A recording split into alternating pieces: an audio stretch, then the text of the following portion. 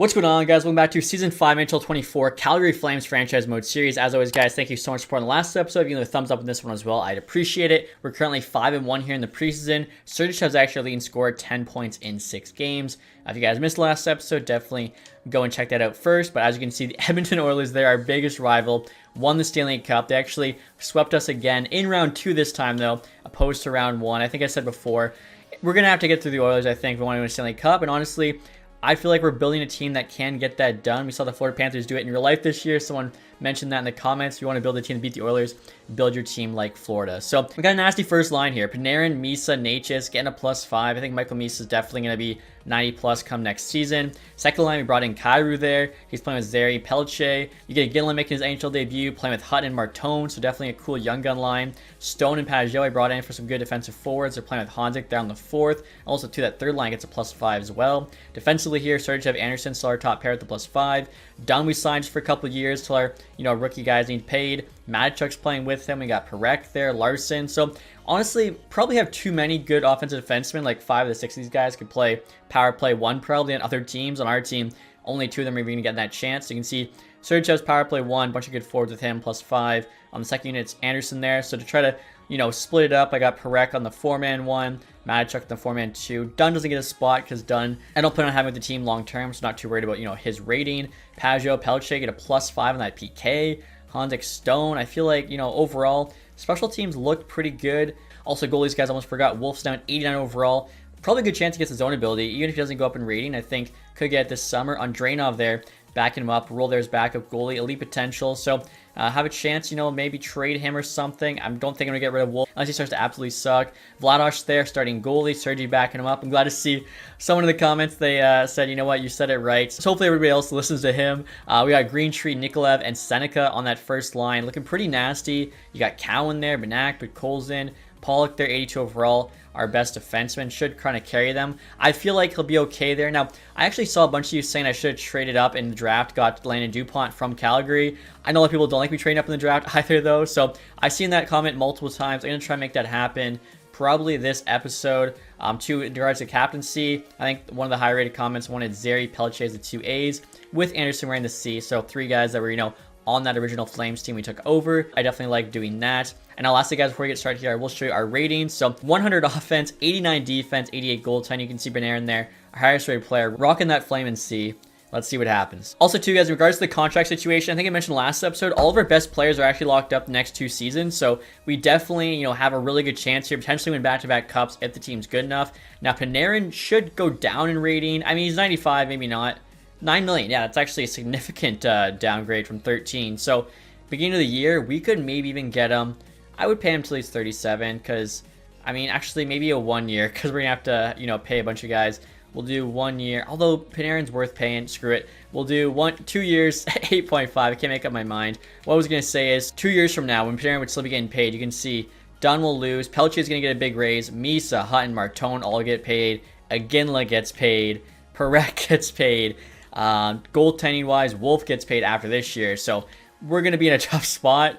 Panarin, though, 95 overall, give him what he wants. I think that's fine. And there we go, guys. Panarin said yes, so I think, at least saving that $4.5 million should help us out. Wow, look at this, guys. End of December here, we recorded 24-10, absolutely crushing it. Still, though, second in the division. Oilers there at 54. Are you kidding me? 48 points, actually ties with the Hurricanes. We're second in the NHL, and of course, it's our rival there that's first place. AHL team.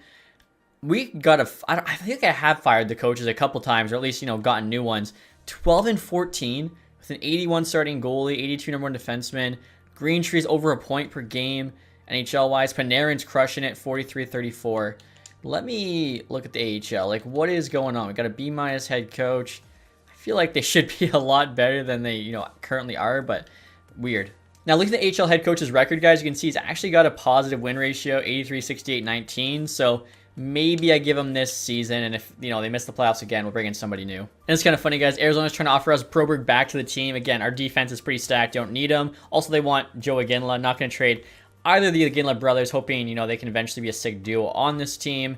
We're getting close to the deadline. Barbanov and Severson. I don't need those guys. So right now, we're playing really well. 36, 15, and 2. Looks like we picked up, I think, points in 5 straight games. As I say that, 2-0 loss to the Leafs. Shootout loss, shootout win. Currently second place in the division, 83 points. Not bad at all. Oilers have 91, but Again, we're second place in the NHL. We're just, in a division here with a pretty stacked Oilers roster. AHL team, I don't get it. 22, 27, and 5. That is crazy to me. I feel like, I don't know what's going on with that team. Like, I really think they should be doing better than that. Nikolaev there, almost a point per game. NHL, Panarin, 68 and 60 with 47 goals. If you guys remember, he's actually tied for second in goals in the league last season, so maybe he has a chance to win the Maurice Richard this year. So we'll get to the trade deadline here, guys. Definitely, we are full of buyers. We're second place in the NHL. I think the AHL team, too, don't really have to worry about, giving away players from that team because they apparently aren't going to do anything. Sider's available, 91 overall. I mean, he is more of a defensive guy than like the offensive guys we have. Would be a better fit. I don't know if we can make that happen. 1 year left, 7-6. I wish the Red Wings could get him on that contract right now. Devin Tays, I remember he was still there when we got Sergachev. Werenski's there, lower value now than I think when I looked at him a little bit ago. Probably because he's on an expiring contract. Zetterlin, Saros, Hiddle, Verhaeghe. Hiddle there with the Leafs. Veleno, Josh Doan, Montour. Okay, so some pretty big names. Now, like I was saying, I saw all you guys saying, I got to go get Landon DuPont. He's on the Penguins. I think he was 79 out of the draft. He's now an 80. The value's nothing crazy. That Harrington, too, the Croatian wonder, whatever you want to call him, 57 and 62 right now, almost a point per game. Yeah, he's looking like a bit of a beast. I'd still take McKenna, but not a bad pick there by the Penguins. Let's see if we can pry away DuPont. It's going to cost a lot, but we'll try. Also, guys, want to check out the goaltender stats. As you can see here, Wolf's playing a lot better this season. 9-1 save percentage. Andrei behind him has a 9-2, so that's definitely awesome to see. I think the defenseman in front of him, big reason for that. Now, as you can see, trying to put together a trade for DuPont. I mean, this year, we could give up our first. Like, we're looking pretty good. The Red Wings second actually almost has more. It almost looks like it's higher, which makes absolutely no sense. But, like, it's pretty much even. Red Wings second there. Pollock, Hedberg. Pollock has to go back the other way, so they still get a good young defenseman. Obviously, DuPont has the higher potential. This dude, Soja, hopefully I said that right, just coming back for the roster spot. I doubt Penguins say yes to this. Hedberg there. We have like 3 elite defensemen we drafted last year. He's the defensive defenseman. There's also a two-way guy who was much lower rated, but already this season, I think he started out like, 47. He's up to a 55, where Hedberg is 56. So he's closed the gap quite quick. If they continue to grow this way, Pelletier's going to pass him. That's why I'm deciding to trade Hedberg instead. We'll see what Pittsburgh says this initial offer. Trade rejected. Yeah, I mean, I kind of figured that. I feel like, Pollock and Hedberg are both big pieces. All these other guys are like, NHL players. Would be really tough to trade them away. I don't know, let's give them the first rounder with Seneca and Pollock. Like, this is kind of an insane offer, right? Like, Pollock, 2082 elite, Seneca, 2282 elite, and a first rounder. I know DuPont, high elite, like, second overall pick, but still, they're getting back a good return here for sure. And they still say no. Also adding Hedberg to this trade, I mean, come on. Pollock, Seneca, first round pick, Hedberg. This is a massive, massive offer. But Landon DuPont could be an absolute stud, in which case, it's a pretty good trade, right? So we can't be too upset. Value's on our side. They want everything. They're a conservative seller. They're trying to get, young players, which is what we're offering them. And as I'm trying to make this trade, they offer me Raquel, Valimaki. They want Benak first, second. I'm going to say no to that one. Let's see if they instead trade us Landon DuPont. Trades rejected. Man, and they want everything too, so I don't really know. Could add the Detroit second while it has tons of value. Still no. Yeah, I think this would have to be like an off-season trade, because right now we need, like, say, Vince Dunn to, try and compete, but could use him in the trade this summer. Try and get Landon DuPont, as he does have quite a bit of value. And look at this guy. They're checking out Pollock's stats. I'm just kind of curious if he's dominating the AHL. Quite the opposite. 13 points, minus 27, 82 overall. I don't understand. All right, guys, so instead of going for DuPont, I'm going to go for a guy that can help us right now, Moritz Seider. I mentioned him being available is pretty cool. Obviously, much better defensively than most of the guys we have right now. 91 overall. Trying to get basically a slight upgrade here on Vince Dunn, who's 89. Throwing in a first-round pick. Easton Cowan. Red Wings want both. I'm guessing Seider's want to sign an extension with them because he's on the block. Value here looks to be equal. Mathurin is just a roster spot. And the trade's rejected. Value on the table is too far off. Okay, I feel like we're probably kind of close. Try throwing in a second-round pick as well 2 years from now. Value just a touch. Okay, so we need to just add somebody slightly better than Brody here. I guess instead of the second next year, we could give them their second back. We are running out of time here. Let's try and at least... Wait, they have... Why does Detroit only have a first and a seventh? They're like acting like me. Let's try and at least get... I mean, I don't know. Would they give us a third next year back with... So, Dunn, first, second, Cowan for Seider, and a third, basically. Trades rejected. We have time, so I can still try and get, something out of this. Just looks like it's on our side. They said no to the 6th as well, guys. I'm trying to... Okay, let's see if they'll give us a 7th this year. We're short on picks, otherwise I wouldn't even bother. Are you kidding me? So it's going to be no picks. Wait, just a bit low. Okay, so we do all that. And I guess we'll add Brody here back to the trade. And there we go. All right, so that was a lot of gymnastics there. But we bring in Sider. That is a big-time get. I mean, if we can have him, Anderson, Sergachev, and I guess Dupont is our top 4. But then where's Perek play? Like, Perek just third pair and a power play specialist? Maybe. I guess, too, like, you know, some of those guys are getting older. But Sider should be a big addition to the team. I think forward-wise, too, we are set. And so the trade line is now complete, guys. Again, just made the one trade there for Sider, which hopefully, you know, is significant enough to kind of push us over the top. Ryan Strome there joining Florida. Josh Manson goes back the other way. Let's see. Some picks getting swapped. You got Oliver Wahlstrom going to the Oilers. Leafs and the Islanders swap first rounders. Let's see. Marcus Pettersson there to the Stars. Labushkin to the Blues. Hiddle to the Avalanche. Devin Tays to the Leafs. Wow. And Avalanche also got Joseph Wool. That's a big trade. Josh Doan to the Bruins with Jersey. Okay. Arizona gets 2 first-round picks. Oh my goodness. Zach Werenski, Montreal Canadiens. That's another big trade. So not too many trades, but there were definitely some blockbusters here at the deadline. Like Werenski getting moved for 2 first-round picks. Montreal is going all in. Boston as well. 2 firsts for Doan and Jersey. That's kind of interesting, guys. I just did best lines. Look at this. They got Mazur playing 4th line, he's 79. They got Mathurin playing bottom D pair, he's 76. And scratched is Larson and Pajot. I don't really understand what the AI coach is thinking here. And so after the trade deadline, guys, should update a look at the team. Forward group, obviously no change, although Misa is now an 88 overall. Defensively here, we got Sider playing second pairing with Matachuk. He could go top pair. We actually lose chemistry, plus Anderson, you know, the captain. I'm not going to take away from his play time. I think the power play is all the same, but PK-wise, Sider, of course, playing on the top unit, also in the top 3-man PK unit. And then I think AHL team, pretty much the exact same. I did switch up the defense a bit since we saw Pollock had such a bad plus-minus playing with Thrun. So hopefully, I don't know, this just works out better. Again, we could get better chemistry. I'm honestly just trying whatever with the AHL team at this point because I don't really understand them. And so we're nothing to see here, guys. Record of 53, 23, and 6. We actually ended up tying the Oilers there with 112 points. And we had more wins than them, so I'm guessing they got more regulation overtime wins. We must have won a bunch of games in the shootout. I don't know, but I mean, the Battle of Alberta's back on. Both their 112. Just crazy stuff. AHL team, second last in the division there, 60 points.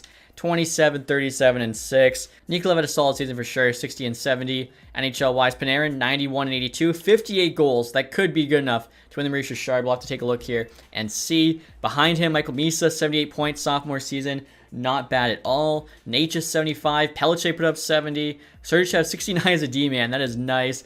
60 assists as well. Kyrou, 68. Zary, 60. So, what is that? 7 guys on the team, 60+. Martone, 56, his second year. Anderson at 50+. Sider 45. I mean, I'm sure with us he didn't put up much. 10 and 22. No power play times. Actually, not terrible. Hutton there basically only scores goals. 36 goals, 5 assists. We got a new Brett Hull on our team. TJ Ginla there, 39 his rookie year. Definitely not going to win the Calder, but for his ice time, I think that's actually pretty good.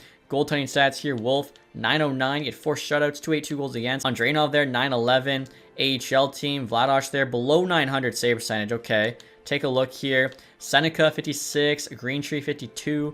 I mean, we had 5 guys with 50-plus points. Again, the AHL team, I don't know. We might have to just, like, completely tear that thing down this summer because how have they not made the playoffs once in 5 years? I mean, that's just crazy. Makar, back-to-back Art Ross trophies. You kidding me? 122 points, 97 assists. He almost put up 100 assists like McDavid and Kucherov this year. Pasternak follows him. Then McKinnon, McDavid, JT Miller, big year. Frondell, oh my goodness. He was the 3rd overall pick, 2025. 108 points, the Flyers. I'm sure playing Michkov helps out.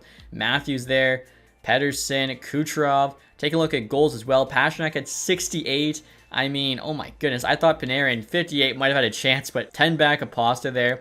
That is crazy. Defensively, obviously, Makar. I mean, he's going to win back-to-back Norrises, back-to-back Art Ross. The dude might be better than Bobby Orr in this game right now. Wolf and Skinner, each 41 wins. Save percentage here for a starter, going to go to Skinner. I guess Askarov, 914. And then goals against for a starter is Skinner, 27. Rookie skaters here, we'll take a look. Burchild with the Kings, 60 points.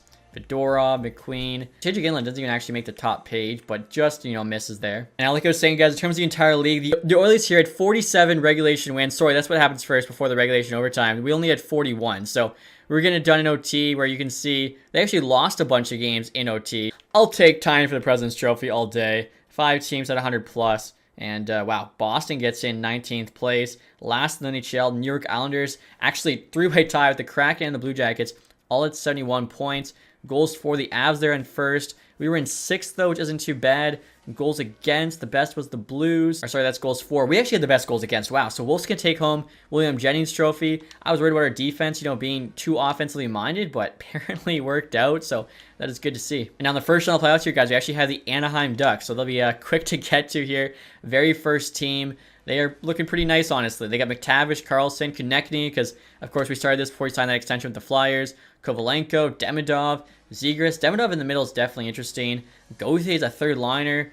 Gaucher there, Weisblatt. They got Nosen, Dvorak, Howden defensively. Zeller up to a 90. Hellison, Leno, Mintikov's an 89. Fowler's still there. Warren. Fowler's probably played like 1,000 games for the Ducks at this point. Yeah, 1,200. That's crazy. In terms of the goaltenders, Luukkonen's now the starter. Gibson backing him up. So the Ducks have a really solid top 6. And they have a couple of good defensemen. I think, we are the better team. We had only 2 more wins in the regular season. So, the Ducks team, this is actually going to be a pretty good test here in round 1. First 2 games, though, are at home in Calgary. We get a 7-5 win, a 4-0 win. Let's go. Headed now to Anaheim. 5-3 loss in Game 3. Game 4 is a 5-4 loss. Wow, okay, so they tie it up, but both games were close. Game 5 back home, 4-3 loss. Are you kidding me? Okay, we have to win Game 6 here in Anaheim. And it's a 3-1 win. Okay, I wasn't sure. Game 7, back home. And we get it done. 4-3 OT win. And who else but the Edmonton Oilers? 3 playoffs straight. We meet them. This time again in the second round. Let's see if we can finally get the better of our rivals here, the defending Stanley Cup champs. Panarin's going off. He's got 9 points there in 7 games. I'm hoping the Oilers have had a significant loss since the last time we played them. I feel like probably not, though. Otherwise, we sort of saw that trade notification. So yeah, Draisaitl's still there. McDavid. Draisaitl's actually at 96 now. Hyman, Arvidsson, Savoy, Nuge. I mean, okay, for a second I was like, they have Erik Karlsson playing wing.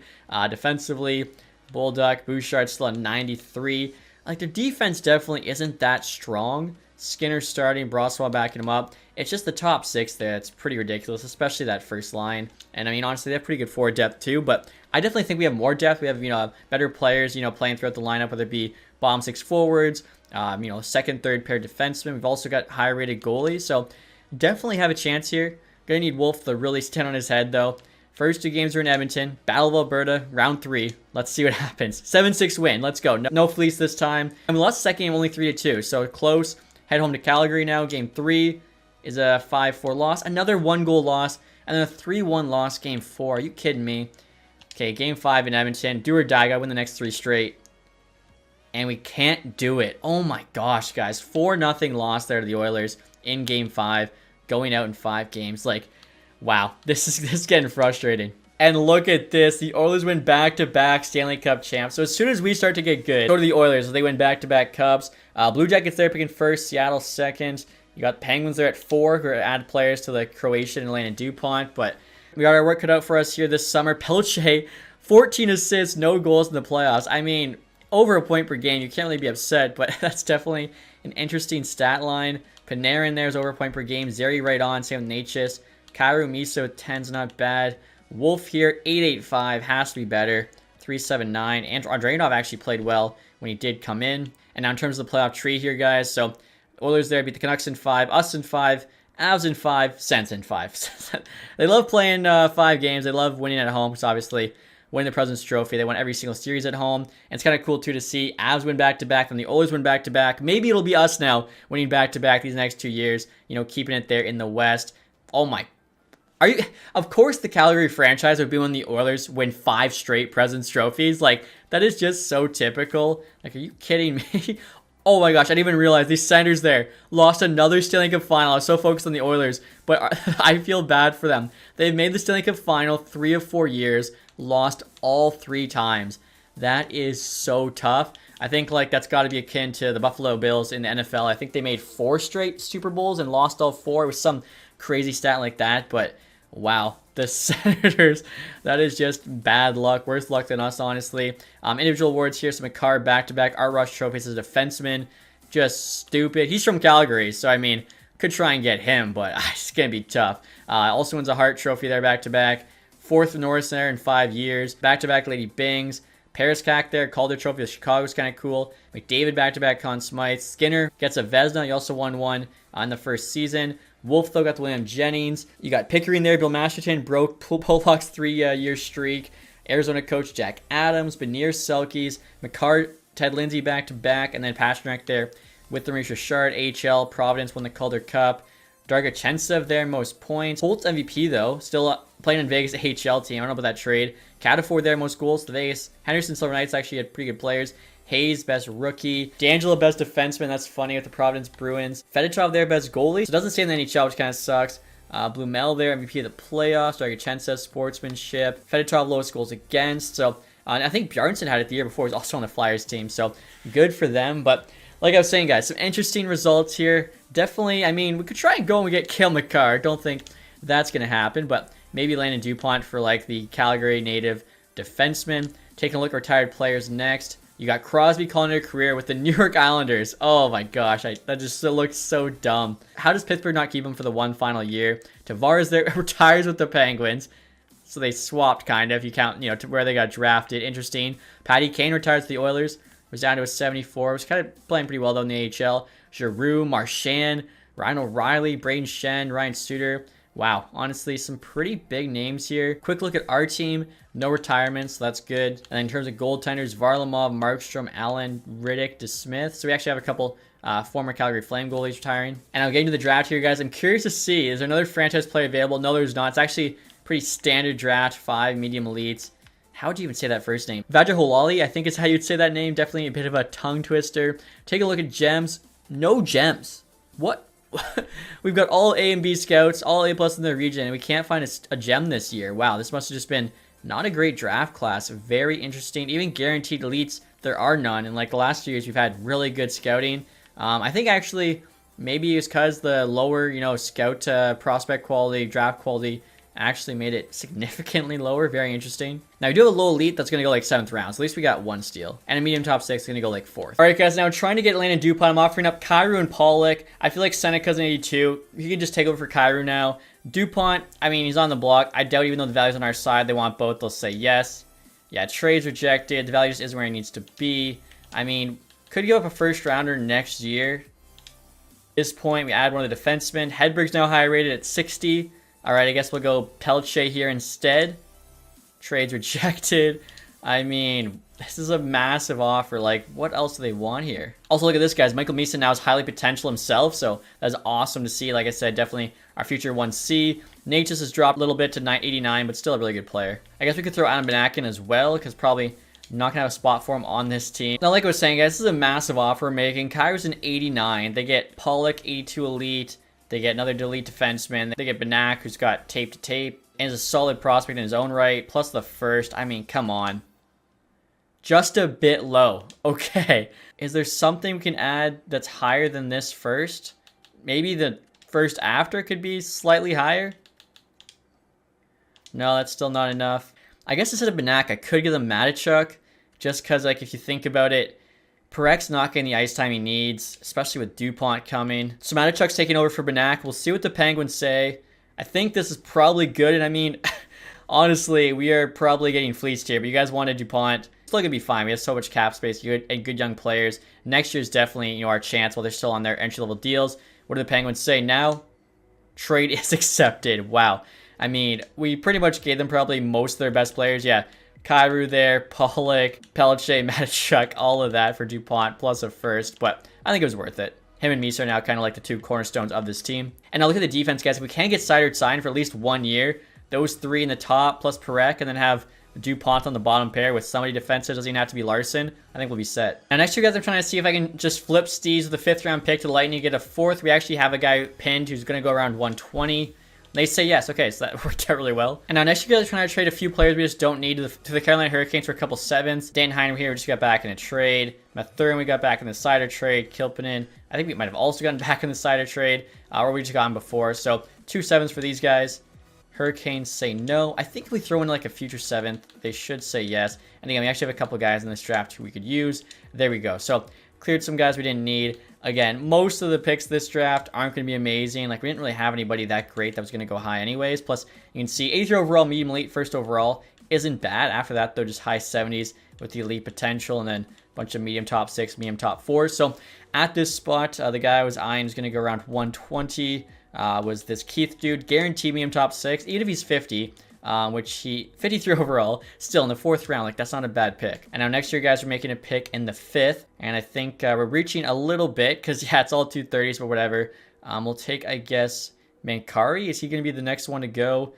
Could take Bolt though. I kind of like his name a little bit better. Xavier Bolt sounds kind of sick. And 53 overall sniper, maybe related to Usain. Also to the Devils. Kind of got a skill there. Medium elite goalie. Unfortunately, our scouts did not find him. Now in the 7th round here, guys, we are going to take Mankari. He's the guaranteed medium starter goalie. 47 overall. All right, so, you know, has some growing to do, but still not a terrible pick. And then the last pick here in the 7th round, we'll take Alexeyev, guaranteed low top 4 defenseman, which again, 59 overall, and he's the 5th last pick in the draft. That's not bad. All right, guys, so now we're at the re-sign phase with $43 million in cap space. Like, this is ridiculous. Obviously, it's all gone next year, but I mean, the fact that we have that and a capable team that we could ice, I think, you know, pretty crazy. So first things first, Sider, with $43 million, we got to sign him. $13 million. I don't know if it's going to fit for next year, but for right now, like, why not, right? So offer, I don't know, $12 million for 8 years. See what Sider says. I know goalies too. Wolf, he's an 89. He needs assigned 8.5 or 6. I mean, he's definitely been on really good contracts for us for a while. I think he has earned that. We'll offer 8 for 6 for him. Wow. Andreanov, low franchise. That is super cool for a goalie. You almost never see that. Growing from medium elite. So he's the backup. Vladash, I think Sergey can be the AHL starter at 79. Plus, Vladash did not get it done. So let him go. He had a good run there with us. Could definitely sign like an AHL backup. Now you can see we got an insane top 3 defenseman. Sergeyev's now at 91 as well with Sider. Perek there.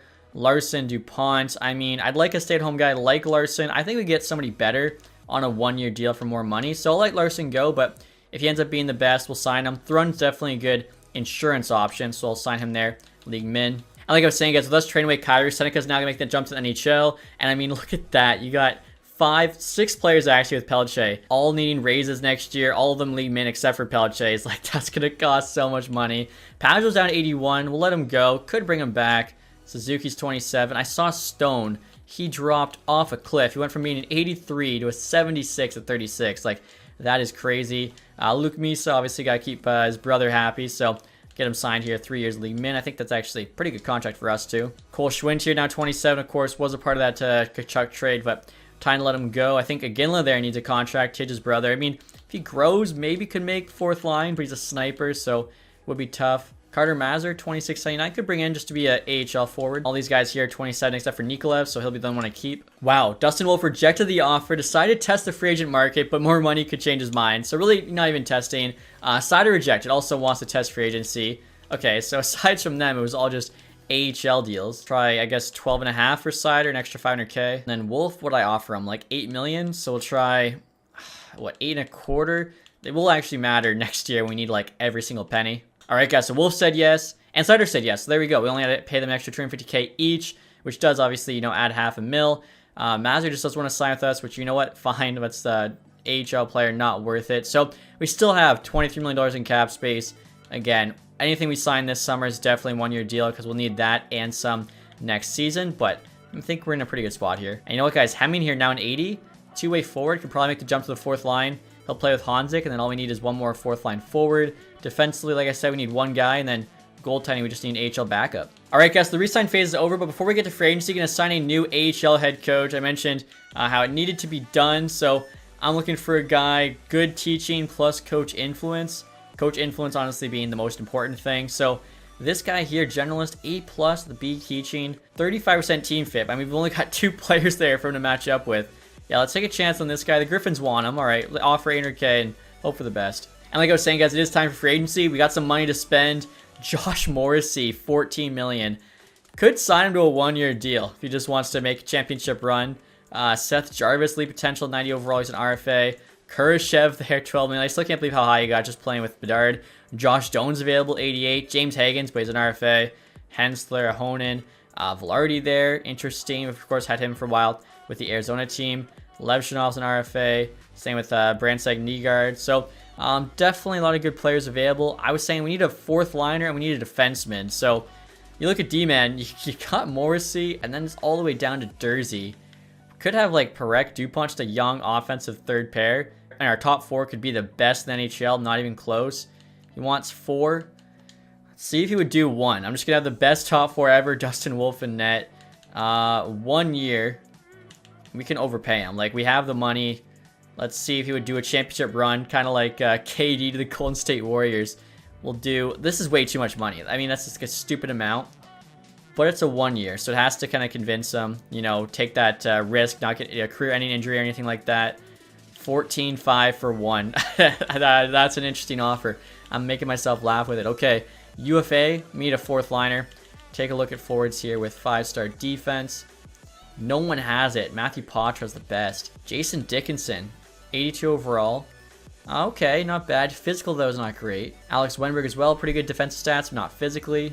Now, instead of defensive stats, guys, I looked up physical. Dakota Joshua here, 82 overall, has 5-star physical. And, I mean, he's got 84 stick check. Grinder, which you do like for the fourth line. Probably have Honzik in the middle, Hemming on the right wing. Not bad for a fourth line. And he's really cheap, too. So we could even overpay him just to make sure we get him again on a 1 year. 2.5.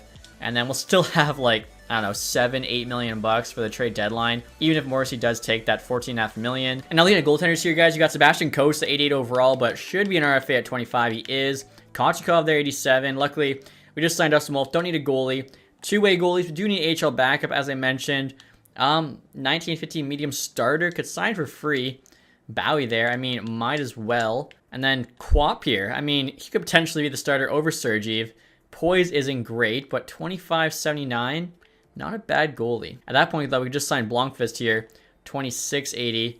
Higher poise there. Just better overall. Yeah, maybe him and Sergeev could be a solid tandem for the HL team. Again, been struggling quite a bit. Joaquin LeMay. 94 passing. This dude could be good for the AHL team, especially since we just lost Pollock. Okay. Alexei Hamosamli as well. Doesn't look too bad. Now, in terms of forwards, you got Tyler Boucher here. Of course, 10th overall pick. Could be fun to give him a chance. And then Victor Olofsson, 81 overall. I mean, maybe we do need a vet, like something a little bit different, somebody to lead that AHL team. Seneca's called up along with some other guys. I don't mind Olofsson 1 year. And the Wings let Soderblom go to free agency here, 26.79, but the dude's 6'8". Think that'd just be fun to have him on the team. Wow, and look at this, guys. The Oilers, our biggest rival, trying to trade us Dylan Holloway. I mean, he could play fourth line. It just doesn't make sense. He's going to want more than 1 year. Then we'd have to trade him anyway. Bringing in a new AHL head coach. Let's go. So hopefully Roche there can kind of turn that team around. Plus, of course, the signings we're making here. 2/3 for a medium top 6, medium top 6 defenseman. I feel like Keith should have more value than that. I think I'd want at least a second back. Blues offering us Brandon Saad, not taking on anything longer than 1 year deals. Dakota Joshua said yes. Again, helps the fourth line. Olofsson for the AHL team. Same with Boucher, Soderblom, Blomqvist, Hamosalmi, LeMay. And Josh Morrissey said yes. Paid him a ton of money, 14.5 on that 1 year. You could probably still go out and get like a 2-year deal from some team. And I think we definitely gave him a nice payday. 2/3 for Keith with a 6th. Not terrible. If he's like a 50, maybe I entertain that because we really don't have a ton of picks. He is a 53. Just drafted though. I mean, come on, let's hold on to him.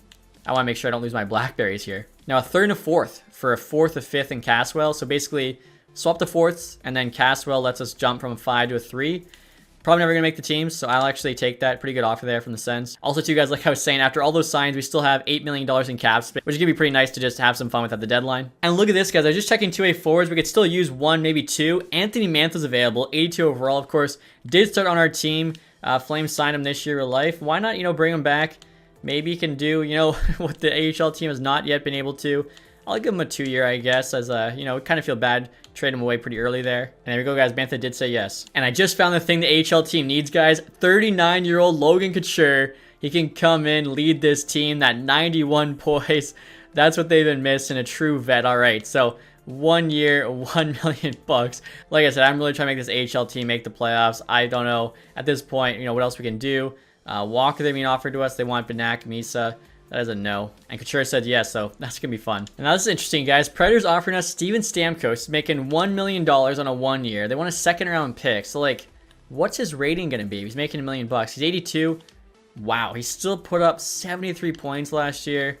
I don't really have anywhere for him to play, but I was just kind of curious, honestly, because I thought he'd be crap because of the $1 million contract, but they were asking for a second. As it turns out, we still got some game, but I'm going to pass. And we're at the start next season, guys. Hemo Somley we actually don't need, so just trying to get a 7th here from the Bruins.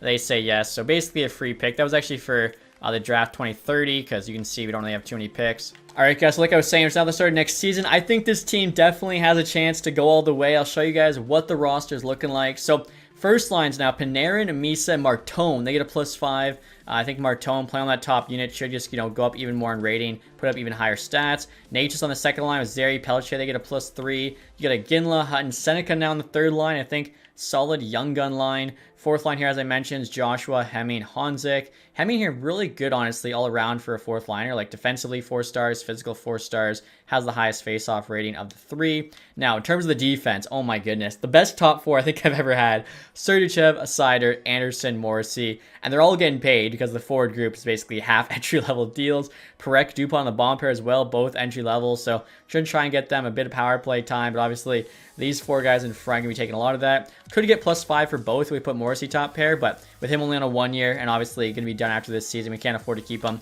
Makes sense to keep, Sergachev up there, putting up the points. Goaltending, Wolf 39, still a starter. Andreanov now at 85 as his backup. AHL-wise, you got Blomqvist at the start, 81. Sergey's his backup. In terms of the forward group, we got Mantle on the top line with Banat and Olofsson. Ginla there's on the second with Nikolaev, Greentree. Should be a good top 6. I mean, even third line, you got Couture there with Voigt. Fourth line's not bad. You got Luke, Misa, Soderblom. And then defensively for the AHL, they're all 80s. So this AHL team, if they can't make the playoffs this year, I don't even know at this point. Like, it's a pretty stacked AHL team too. No change to the captaincy, of course. Anderson, Soy in the C. Pelletier, Zary, both ranked A's. Now, finally here, guys, I will show you the ratings before we start next episode, +2. Obviously, the start of next episode, we'll have to do a lot of extension. Definitely going to wait on that for now. As you guys can see, we've got 100 offense still with 94 defense and 91 goaltending. So the highest rated team we've had yet. Hopefully, it's the team can finally beat that guy on the right side of the screen there, Connor McDavid, and advance further in the playoffs. But until then, hopefully you guys enjoyed this one. If you did, leave that thumbs up. Subscribe if you haven't. Thank you guys so much for watching. Have a nice day. Goodbye.